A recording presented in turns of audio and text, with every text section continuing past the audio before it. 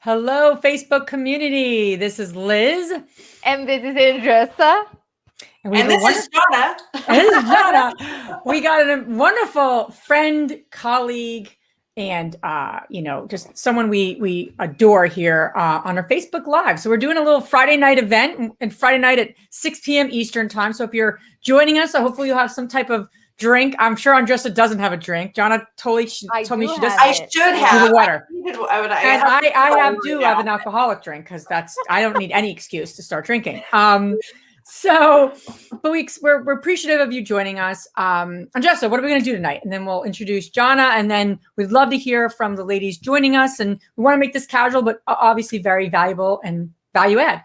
Yes, absolutely. So needless to announce, we are in a hot market for sellers, right? So on one side, that's a great thing for them, right? But it might be challenging for agents that are looking to get their offers accepted, to get the listings, because you have a lot of competition there. So we're going to talk about those challenges and how can you overcome it as a real estate agent.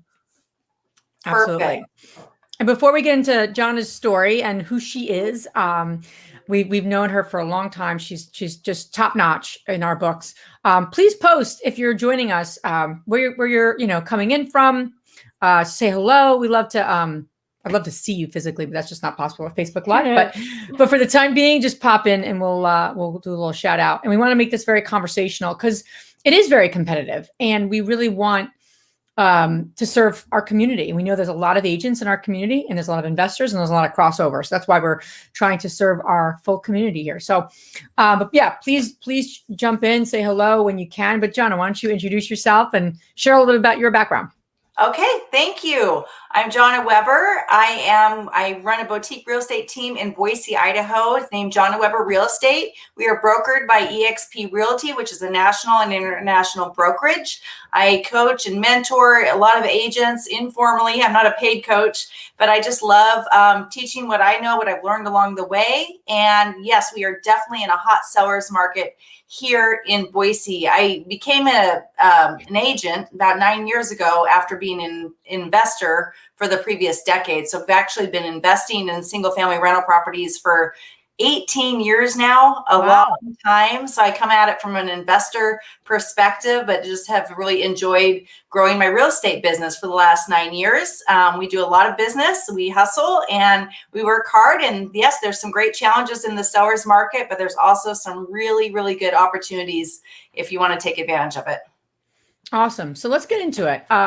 Because there's probably so many ideas you have and things that you're actually doing. So what market are you experiencing? I know we have women from all over, part of our community, but it'd be good to just start with what's happening for you in your market. And because I think there's so much consistency across the country in a lot of ways. Everyone I talk to, because I talk to a lot of meetup leaders, a lot of prospective meetup leaders, and I'm like, God, it's like you're in Pennsylvania. It's like you almost live in my community. So what's happening from a market perspective that you're experiencing before we even jump into like success strategies? Yeah, no, absolutely. We are in extreme seller's market, just like Andressa said, but probably on steroids because Boise has become an epicenter of a like that typical suburbia, that mid-sized town that people are gravitating to right now a lot as we have these trends of people moving out of the major cities. We have so many people moving here for lifestyle and even just picking up, working their virtual jobs and saying, no matter what, I was going to do this 10 years ago, but nope, I'm going to do, or 10 years from now, but nope, I'm going to do it now. We're going to move here. We're going to do the best thing for our families. We've got retirees flocking here. We've got builder shortages, lumber shortages, all this sort of things that we're seeing across the country that are contributing to an extreme seller's market. We've got like less than a week of inventory here, less than 250 resale homes in our whole county available right now. And so it has been extreme, and just not knowing the size of Boise area, a lot of you that are on here, just for perspective, at the height of back in the 2000s, we had 4,700 homes on the market, and now we have less than 250 homes. Wow. So it's very competitive. And in the meantime, we have more agents than ever in history here in our market. So if we take a step back, what were the causes of this like sometimes I ask myself, like, what's going on? People are like really desperate to buy it. They need to buy it, but it's a lot of people, right? It's a lot of people coming and doing certain things that we're going to talk about, like waiving appraisals and just waiving the inspections. What caused this global? Is it has to do with COVID and what was going on, or people are really like, I'm just gonna leave? Because it's man. Is this where I get to act like global economist? Like I get to be like the expert? Yeah. I have a communications degree, just so you know. I'm not a global economist, but I think what I'm hearing and I can just speak to the stories that I hear every day, right? And that's not science, but it's just a sampling of everyone that we talk to. So many are coming from those larger cities, and almost like a wild look in some of their eyes, like we need out. And a lot of cities and areas have experienced so much more lockdown than we have, and they've been in their apartments, they've been in their condos, which are great ordinarily, but when you're all of a sudden confined to that, you realize you need to make some life choices. And so it has just exacerbated the move here. We were very much on the map and up and coming before COVID hit, but our market, like financially, our pricing is up nearly 30% year over year right now. So it is just really like snowballed ever since COVID hit, and we're feeling growing pains here. You know, there's some great things that are coming along with it, but not only do we have a housing shortage, you know, for homes for people to purchase, but we're coming across kind of a rental shortage as well for people trying to find places to rent to move up here. So on the flip side, I guess what we could talk about is opportunity that creates for agents, because we're not going to solve that, you know, overnight. It is what it is. I always say, like, it's even in investing, right? Investing, or really real estate in general, it's like you can only participate in what's happening. You can't necessarily change it, right? It's like you could either, you know, take a few steps back and get involved or look to the future, but you cannot literally like, I'm going to declare this a seller's market. You know, it just doesn't work that way, you know? So what do you find? Because you're leading a team, you know, you're not just obviously buying and selling houses yourself in terms of, you know, your one-man shop. You have a team and you're experiencing these challenges. So what have you and your team put in place to not overcome, but thrive, if you will, in this particular market? Because that's what you know, what agents want to do, right? You want to thrive regardless of the market. You know, it's been the most productive market as far as our number of transactions that we've closed over the last 12 months. I was just looking, I think we've closed 72 transactions the last 11 months. I'm like, this is good. That's awesome. But we've never worked harder for it in our lives, right? Because of the seller's market. And when you're putting those offers in over and over, and you're not, you know, as strong as your offer is, that seller can only take one offer, right? So it doesn't always work out. We've got great odds, you know, but there's a lot of work involved. Or you go to show a house and it's already pending because it's going so quickly, that sort of thing. Listings are very, very competitive to get in all of our markets. I'm sure if agents are watching all over, it's extremely. So when we have less than 250 houses on the market and we have 7,000 agents in the market, the numbers don't add up and somebody's not going to get a listing, right? So what we're concentrating on, and what I would like just as a suggestion for everyone, is this is not the time to dink around and like just work on your branding and, you know, work on these passive leads and just kind of play shop. This is the time to get after it. If you want it, it's a great opportunity in real estate, but it's going to take an agent that's proactive and really doing what it takes, learning things like you all have been so great in providing opportunities to learn negotiation skills, to generate that sale, to keep that client on board. This is the time to sharpen our skills and put it into action. What do you think is like I'm sorry, Jess and I have to do what we do in our podcast where we have to put our fingers up. Where's my finger? Because I'm sorry, because I was like thinking in my head, right? When agents go to meet the seller, and then they do that quick interview, and then the seller looks at the agent and says, okay, but tell me why I should go with you, right? So I'm thinking in my head, the competition, right? how can an agent differentiate herself from others in order to get that listing? What have you seen that are like, listen, those 3 top things here really worked well, and that's, I attribute to those things to the success of me getting listings? Okay. Well, there's 2 things that come to mind. First off, one, it's preparedness. You've got to prepare, right? It's just like going into a game. People think it's cheesy to think about like practicing, let's practice our scripts or let's practice a role play. And so they don't do it and they wing it. And I started out winging it as a new agent. I just thought I got a great personality. I'm going to smile a lot. Just like, hey, work with me. And it worked some of the time, but I needed to up my odds, and I wasn't even working in this kind of competitive market. So now it's preparedness. We do a pre-listing pack. We send that to the seller ahead of time. Perception is everything. We look professional. We act professional.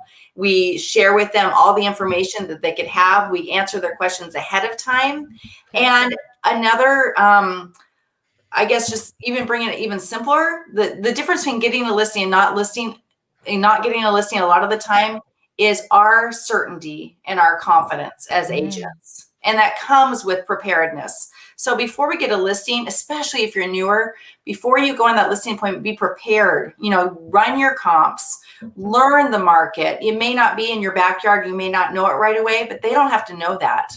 You run you drive the neighborhood, you go preview the other comps that you're looking at. So, if you're looking at apples and oranges or something that's very similar to your property, you look at the tax records, you look at the past listings, you find out a little bit about the seller, you do your homework. And so I would suggest, as a good listing agent, if you're really doing your homework, you're putting in 2 to 3 hours of work before going on that listing appointment, or at least I do. And I would advise it, because otherwise you walk in there and you're nervous and you can get caught like a deer in the headlights when they ask you the tough questions, or if they ask you what the house next door sold for 3 months ago and you didn't look that up, So it's that's preparedness and having that confidence and certainty. But I think the confidence and certainty comes from being prepared when you walk in the door. I love that. I love that. And it's like, I wrote down, when people are talking, and I do this on interviews where I write words they say, and then it makes me think of something. So I'm like writing notes. You're saying a lot of good things, Jonna, but it means also that you care. That's like what I wrote down. Like, you're so prepared to take the time. Now you're influencing people. So like, to me, like, preparedness to me means you care. And you didn't say those words, but I think that's also something that is so important right now, right? Because there's so many people that want that listing. There's so many people who want to work with that homeowner. What's going to differentiate you? Obviously being prepared, but being prepared actually has so many different outputs, has so many different benefits. I think that like, when someone's prepared to talk to me, I'm like, you care about me. That's what I hear. That's what I see, and I think it's so much more powerful to have that as an action, right? Versus, right. You don't know this person. Like, I care about you. Well, who are you? It's so funny what you're saying, because it's what I hear from you, Jonna, is that it is controllable, and we are able to do that. It's not like, well, he or she didn't like me, but you are giving exactly like very specific items. Why? Yes. And I can tell you, this week, just give you a quick example. We get pitched all the time by lenders, right? Can I talk to you? Can I share my products and everything else? And this week I spoke with somebody that there was a referral, and the person called me. We had a schedule. And then first thing that she asked, oh, so tell me, what do you do? Wait a minute. My attorney referred to you. You saw everything there. You didn't even took a peek to see, let me see, who is this person? What's going on there? So I can, and that's exactly what you're saying, Jonna. And I didn't think of it until now that you said. I was like, person doesn't care. Yeah. And I feel the same way, that when you show up at a seller's and you are prepared, you do know what happened on next door, or even, Zillow, right? Sellers think that you know what you want to know what the sellers are looking at, what they think their home is worth too. Yeah, because then you can, with like, you're accurate with your information, you can sometimes educate them in a way, shape, or form that works. So I love that you're bringing the attention to us. In terms of when you're representing your buyer or your seller, agents sometimes have preferences or different business strategies. For the buyer's agent that are having a really hard time right now, is it time for them to become a seller's agent or do something else, or what they should do? Yes, actually, there's a joke like, what's the best way to close the sale? You know, get your buyers a house, and it's be the listing agent. Right? You know? Yeah. So, you know, it is very tough right now. And I tell you, and here's another thing. I believe that even if it's your very first sale ever as a new agent, you can start out as a successful listing agent.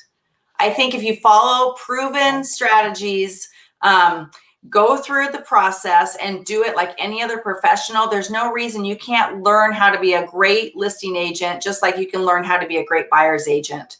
So in my opinion, start with the listings, lead with that. The listings are this beautiful tree and it brings all of these leads from it. That you get your sign calls, you get people that walk into open houses, you get other sellers, you get people in the neighborhood that wonder what their house is worth. You get calls from Zillow. It's this lead magnet, and you're getting your marketing out there, you're getting your sign out there. And that's one of the things I love to do with new agents, is just like one of the agents I'm mentoring right now, his first 2 sales have been listings. And I love that, because there's been this kind of perception in real estate that you need to start for the first few years as a buyer's agent. Oh, okay. So it's like investing, that you need to start with residential instead of commercial. Right. Now, of course, there's a need for buyer. You know, we need to represent our buyers, but let's learn the skills to be a listing. Don't think you have to wait for 3 years or whatever to become a listing agent. And then on both sides, sorry. No, go. Yeah. Well, I was thinking with the buyers, you know, what's the best way to get your like offers accepted and that sort of thing. It's so critical to be friends and be that with agents in your area, you know, and be a peacemaker and be positive and work well with others. I mean, it sounds like we're going to kindergarten. Let's work well with others, but there's a lot of competitiveness in our market right now. We want to be that agent that other agents want to work with. And that, you know, you think everything's completely objective, but top agents, they want to work with the sweet ones, the good ones to work with. It makes total sense, because if you have a lot of listings there, you know, you can even blame on negotiation, right? Oh, that agent didn't work out or whatever. You have a better relationship with the agent, and why not? How can we make this work? Obviously respecting the laws and everything else. But I think that in this specific tip has nothing to, you don't learn that in real estate school. No, you gotta, but I think it's so important and taken for granted sometimes, right? You want to be this hardcore closing agent that knows how to negotiate top to bottom, you know, all the freaking strategies, but you don't know how to build relationships. And I think right now, this might be like the cherry on top, that if you master that, it's just a way of doing business. It's so true. Yep. Do you think because of course that makes me think of like personalities, which, you know, is one of my topics that I love. Do you think most agents are more inclined to build relationships, or some of them they build relationships who they want to build relationships with? Like, you know, I'm just curious, because when I think of agents or real estate agents, I think a natural skill set should be building relationships. Like it would be hard for me to understand someone who's not good at that and being good at being a top producer. Right. But I'm curious what you say, because it's always helpful to understand that and then think of like the folks watching this, the women watching this, like, where am I on that? Is that something that comes as easily to me? Is that something I have to work at? And there's no right or wrong or good or bad. I'm just curious to get your perspective. I think one little secret I can say on this page, I think I love working with female agents. Safe space to say that. There's some great male agents. I work with some great partners. I've got some great male colleagues, but for the most part, I think this communication, we've got this gift, right? And we can just, I don't know, we can just talk through with one another, and it doesn't matter what sex they are. It really doesn't. But it's funny because a lot of times we tend to, like, I have the most positive transactions at the end. I'm like, oh, it happens to be that most of them are women. So it's just interesting. But I think the strongest agents really are the softest ones in their own respect. They can have that quiet strength. And sometimes people think they're being strong and they're showing they're a good negotiator. And so they've got to create drama where there isn't any with the other agent. You know, like, I'm going to show you who's going to win this this negotiation or this transaction. And it's all of us coming together. I mean, I truly believe that you've got to make it feel like it's positive at the end of the deal. And if it's not, I mean, the buyers and sellers are going to feel that. That's going to transcend into their whole perception of the transaction, and even whether or not they have a positive reflection when they go to use that agent again, right? Right. So we just want it to feel good all around. And I think the top agents really do understand that for the most part. Sometimes you just know that an agent's kind of been grinding for too many years, and it's hard to get past that, and you just got to move on and hope that he or she retires soon. I feel like the experience of buying a house, like very, like a remarkable experience, right? Like having a child, you remember how did it go? And looking back, I remember every single time that I had a closing, or I remember the experience that I don't want to. And then even if, it's that guy again. Oh, Jesus, he or she was just not a pleasant experience. And that didn't mean that the person was not knowledgeable or knew what she was doing, but it's just the experience itself that we have. Let me ask you a question. When you come across those quote unquote challenging, difficult people, how do you handle it? I know that I will be like, what the hell is going on over here? I love all my Boise agents I work with. But well, you kill them with kindness, right? And you get it off text. I'm so sick of just text. I know you all have talked about this, and I've really learned a lot from you. I remember you mentioning that, Andressa, about the text communication, and to take it off text, you know, get on the phone, talk it through. Things can get so misconstrued on text and even email. So let's talk face to face. And let's see, what else was the other part of that question? No, I was just like, how can you handle somebody? When you separate it, you separate your emotion too. Like, it's just, at the end of the day, it's just real estate. And that's the same for investors too, right? It's got to be unemotional to that effect. I mean, we've all had our days where we've gotten into tears over it, more so when I was a newer agent. It's hard for an agent to bring me to tears anymore. You know, I know that it's separate. And it's just, they're just doing their job. I'm doing mine. And you just got to put on your business hat, do what you do, and move on. At the end of the day, if you've got a conflict, there's a real chance that the closing is not going to happen, right? So you've got to keep working towards, because everybody wants a closing. Right. That's the common goal. So we have a question here. It's probably going to cut our faces off, but that's okay. I'll say it really quick. Right. I was like, hi. Can you do right by your buyer client if you're going to not negotiate hard for your client? Nowadays, the buyer agents are spending their time convincing their clients to bid, over ask, waive inspections and appraisals. How can you be positive throughout if you're asking for repair concessions or closing on time, or keep their... How can you be positive throughout if you're asking? Okay. I'm going to take this off just because, thank you for the question, just because our faces are cut off. I see what she's saying. So I think we do be positive throughout, especially as investors. We want to feel like we're helping our clients get that deal, right? Or we want to get under ask, or we want to get something brought their way. What we have to come to terms right now in our market is we are in such a different market right now. And they often learn after 2 to 3 transactions that it really is going to take something different. And they don't have to buy right now. But the truth is, interest rates are great. You know, the best time is to buy is the time you need a house. And I'm talking more about like just helping your clients buy a house to live in, right? Mm-hmm. Right. Not all money like we're thinking like investors. But even with investors, you know, a lot of time we have investors a lot buying in this market that just want a safe place to park their money. And they want to know what it takes to get that offer done. And we need to be truthful. We want to see them get as great a deal as we possibly can. The truth is, though, if they have 10 offers and we're one of those 10 offers, we owe it to them to tell them what it's going to take if they truly want the house. And we don't want to overpay.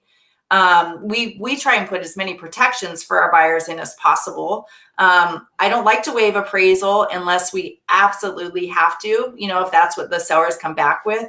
I do not advise that we waive inspections completely. We'll put in there that we do it for informational purposes only, which is that's a hybrid way. I like that.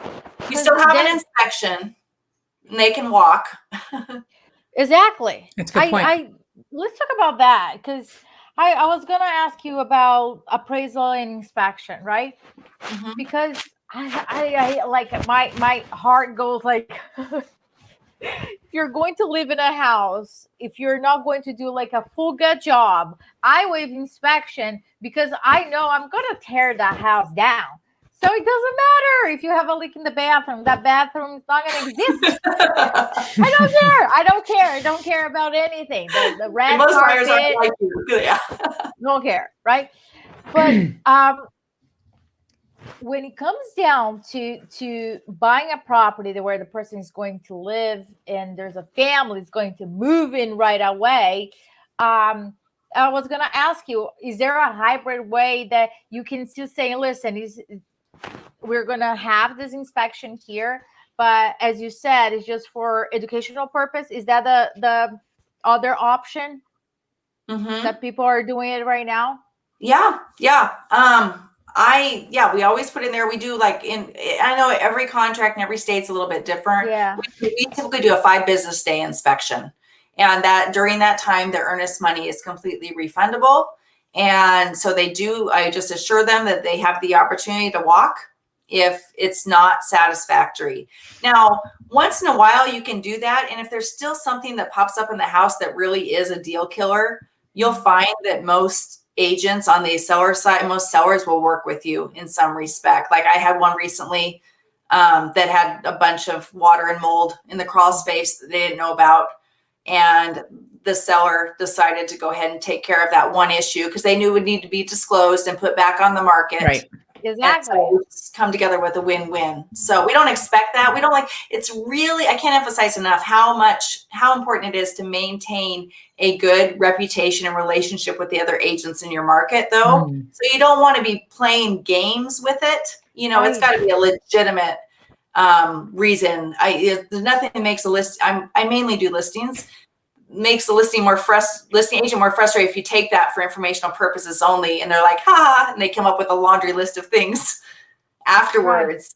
You know, I love what you're saying, even as a strategy, like being able to build relationships with all the top agents and all the very active agents, right? In your immediate community that you're selling houses is a great strategy, you know, and that's it's kind of like, is that common sense? I don't know. I'm not a real estate agent, but it just makes really like so much sense as just something to keep in mind, something to cultivate, because it takes time and energy, quite honestly. But let me ask you, right? Sorry, interrupting, but no. All the introverts like me are thinking, right? All the agents out there, I see you. So I am here representing you guys here. The introvert agents are saying, wait a minute. How can I do that? Can you walk me through? And here's why I'm asking you this, right? What I hear is it is important. I see it. But let's say I'm starting, or I have just a couple of years under my belt, and I just meet agents when we're doing something, but how can I intentionally, in a very genuine way, do that? build a relationship prior of us even being on the table discussing a closing or a potential deal. Right. Two things I'm thinking of just off the top of my head. One is ever since I became an agent, it's like a thing now, like on social media, let's say Facebook, like agents all friend each other, right? So it's more important than ever to be extremely positive. This is for any business owner, right? Sure. But be extremely positive and politically neutral, all that kind of stuff on social media, and be encouraging and positive towards other people. And when they get listings and when they say what awards they got or what have you, just encourage and lift each other up as agents. That's one thing. There's nothing that just makes me crazy or than when I see a social media post when an agent's blasting another agent. It's the worst. Never do. You're just asking for it. And then, okay, so if you're a buyer's agent, and you're talking to these top listing agents, we have probably 10 agents in town that represent, I don't know, 80% of our business, right? So when you're talking to these agents, do everything you can to make it as simple and as easy and stress-free as that for that agent as possible. Read the listing, read all the details. Don't call the busy listing agent with questions that are already written in the listing. I put offer instructions on my listing as a docs tab, but I still get calls and texts all the time asking the same questions. For instance, you talk to the agent, show enthusiasm, touch base with them before you enter the property, let them know, pass on the compliment to the seller, not in a kiss butt kind of way, but just genuinely, if it's a really beautiful listing, congratulate that agent on their listing and just have that positive rapport and listen to their instructions on what they would like to see in an offer. And one of my colleagues at EXP says, write a hygienic offer. Nothing offensive, make it clean. I like that. I do. I like that too. So hygienic offer, especially nowadays with COVID, again, very appropriate. But it's true. Offers that come across your desk that are just like, I don't even know where to start with the counters, with things missed and wrong addresses and all kinds of things. Wow. There's a lot of new agents coming on that need more training. Oh boy. I think the other thing too, though, is like having the philosophical view that this is a long-term game, if you will. This is a long-term, I don't know what the word I'm looking for now, but it's long-term versus short-term. So take the long view. Take the long view. And I think that just way of thinking, right, would help a new agent or an agent who has a few years under their belt want to build relationships with other agents. That's a long view approach versus a transactional approach. It's just like in sales, right? So it's transactional versus long-term. So any other questions pop in here, please? We got a couple of good questions. I had one that somebody messaged me on, I think it was on Facebook or something. I put my phone down because it was ringing. But she wanted to talk about how do you get started as a part-time agent? Oh, okay. That was interesting. And I guess a couple of points to that. You can get so much done in a few hours a day when you really try, right? It's just like my partner at EXP, Tim, talks about like, hey, you really only have like 3 hours a day where you just really have to just focus and be productive. And if you get that done, everything else is gravy. And for an agent, the things you want to concentrate on kind of goes back to what we said at the start of the live, is that you don't want to dink around right now. You just got to concentrate on productivity and the things that are actually going to result in a closed transaction. So I don't think you need to dink with TikTok videos or like all these like things on the outskirts. Let's focus on not being a secret agent and being out there and getting in front of people and talking about real estate. And it can be done without even like being intentional, like I'm on a sales appointment. We are in such an industry right now, whether it's investing or whether it's real estate, people want to talk about it. You go to a cocktail party or you go to a restaurant, or now that we're getting out to do a little bit that, I know it's been weird this last year, but you're at your kid's baseball game. when people ask how the market is, this is a perfect opportunity to create new clients. Yeah. And without being pushy, just being yourself. And it's a sexy subject right now. You know, investing, everyone always thinks that's sexy. And then real estate. Absolutely. And everyone wants to hear what their house is worth and brag about it right now in our market. I mean, more than ever, you can't, even when I'm like on a Friday night, I'm like, the last thing I want to talk about is real estate. Not this Friday, not this. I'm talking about like later, you know. And the server wants to talk about real estate because they know you're an agent, you know, but you have to rise. You're always on as a realtor. And that is a huge source of business, just living your life, even if it's another profession that kind of melds into that. Not saying take away from your 9-to-5 job, but maybe it's some things that come naturally that you can cultivate business out of there somehow. I love that. It's the same thing, you know, when you think about investors, right? It's not something that's separate. It's like part of who you are, you know, like I talk about real estate investing. I was telling on Jessa, I was on vacation last week and we were in the line of a ride and this couple was right behind us and Matt had a bigger packets hat. So he's like, text me this. And I know, like, he goes, you're supposed to be off. So Matt's like, oh, we're contributing. You guys, you invest. You're like, oh, we invest. And this woman's like, yeah, I just, you know, I want to find more females investing. I'm like, wow, I want to tell you about the real estate investor community. She's like, oh, that sounds so cool. I'm like, yeah, me and my friend, just cute, you know. We're like, you know, it's in your blood, right? You're going to share it with in a natural way, and it shouldn't be like, I have my real estate investor hat on. I have it on all the time. Doesn't matter. I'm not gonna like go up to someone random in the park and talk about it because that's weird. But I'm gonna. It was appropriate, right? So I think agents are the same way, right? Even if you're part-time. Well, very cool. We don't want to take everyone's time on this lovely Friday night. We want you to have something enjoyable, do something with your family. We wanted to give you some different ways of thinking. And I love a lot of the things you said, Jonna. You said a lot of great things, but you know, preparedness and build your relationships with other agents. Get into the business of not building your relationships with just homeowners, but other agents from different brokerages. What a great suggestion. So thank you for everyone joining us. We have a very special announcement too. I'm going to put this on our banner here. We have another event. Andressa, do you want to talk about it quickly? Yes. So Top Producer is going to be a 3-day live event. It's free. It's free. It's a challenge because we're going to have something for you to do every single day, not something big. You guys know us, right? We always want to say, what can you do in order for you to move forward, right?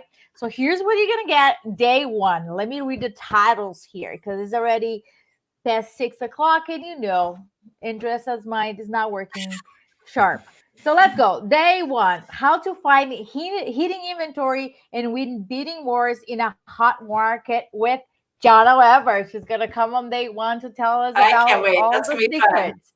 And then day 2, building a profitable and lasting business without buying leads with Elizabeth Riley. She's a rock star and I can't wait for you guys to see what she has put in place for us. We're going to be interviewing her. So come live and you can ask all the questions. It's like a privilege to have access to all those women that are coming and they can answer your questions. So join us. And last but not least, day 3, list to last, how to stand out with sellers to win listings in a crowded market with Julie Harris. And if you don't know Julie Harris, I invite you to Google her right now. You don't want to miss this event. Again, it's on April 27th, 28th, and 29th at 7 p.m.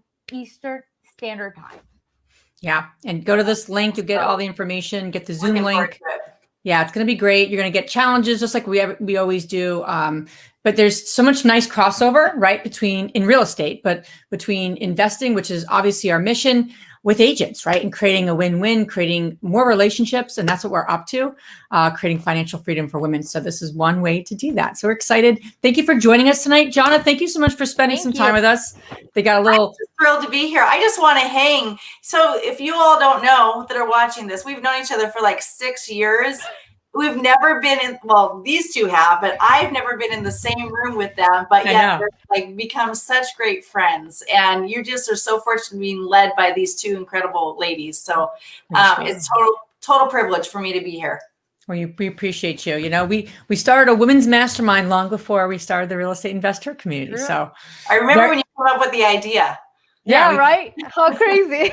we're like, what do you guys think? You know, we'll have some fun, but join us. And if you yourself wouldn't find value from this for whatever reason, please share it with the real estate agents in your world and, active agents who are just looking for maybe some new strategies, new tips, just new ways of thinking, and new kind of tangible stuff. We're going to be giving a lot of great value. So, but thank you for joining us. Right. Anything else on Jessa?